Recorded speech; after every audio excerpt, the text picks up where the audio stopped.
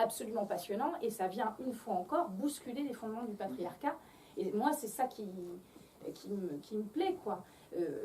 Moi, j'ai pas je me sens femme, j'ai pas de trouble de genre, mais j'ai définitivement un masculin fort. Après, qu'est-ce qu'on fait porter au mot masculin, quoi? C'est peut-être le vrai souci, il est sur l'utilisation en fait du mot féminin et masculin. Et en fait, c'est pour ça que tu as raison tout à l'heure quand tu dis yin et yang, c'est tellement plus juste.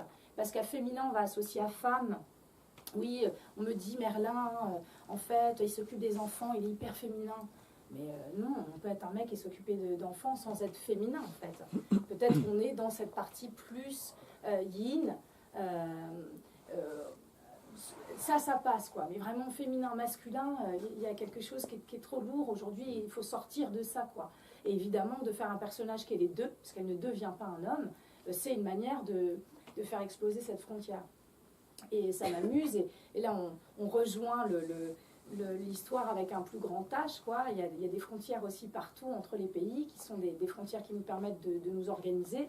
Et pourtant, elles scindent, quoi. Elles scindent. On ne se pense pas un, on ne se pense pas une terre, on ne défend pas notre nature comme si c'était notre maison. On est chacun dans son pays, dans ses frontières. Et puis les bonhommes et les femmes, et mine de rien, toutes ces idées préconçues, fabriquées par l'homme, elles nous font du mal, quoi. Donc c'est aussi une manière de mettre un coup de pied dans la fourmilière, quoi, et de dire, c'est tellement plus le bordel que ce qu'on aimerait bien nous faire croire.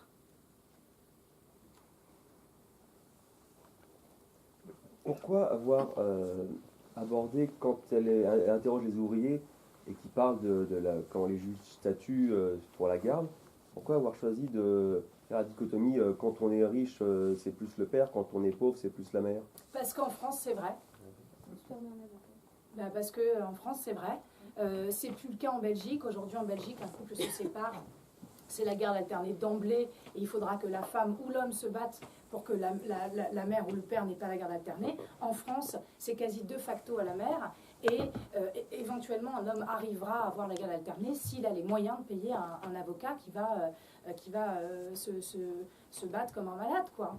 Et on destitue la garde d'enfants à des pères très facilement, jamais à des mères, même des femmes dangereuses. Et il y a un vrai... Je veux dire, on ne peut pas militer pour l'égalité des femmes d'un côté et pas militer pour l'égalité des hommes dans d'autres domaines. Moi, je suis pour l'égalité des hommes avec un grand H, quoi. Donc, évidemment, j'avais envie d'en parler. Je vois beaucoup d'hommes qui souffrent de ça. Moi, je suis pro garde alternée quand on est séparés, quand on n'a pas réussi à faire tenir son couple. Et je pense qu'on a besoin de deux parents.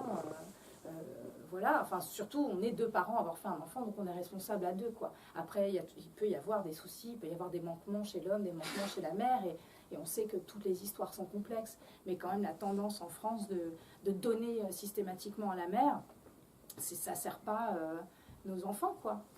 Et puis je vois tellement de mecs qui souffrent, voilà, qui payent le loyer de l'appart, du grand appart, du coup qui ont un trop petit appart pour recevoir leurs gamins, qui vont se retrouver à les voir tous les dimanches après-midi. Enfin, j'ai vu des hommes pleurer, ça m'a brisé le cœur. Et voilà, et oui, j'avais envie d'en parler justement parce qu'on n'est pas dans un film à charge contre les hommes et que c'est une des choses qui devrait changer dans la société, quoi. Si on laisse la place aux mecs de jouer leur rôle de père, on va nous laisser à nous nos places de femmes, quoi, aussi. Donc ça peut pas aller dans un sens et pas dans l'autre.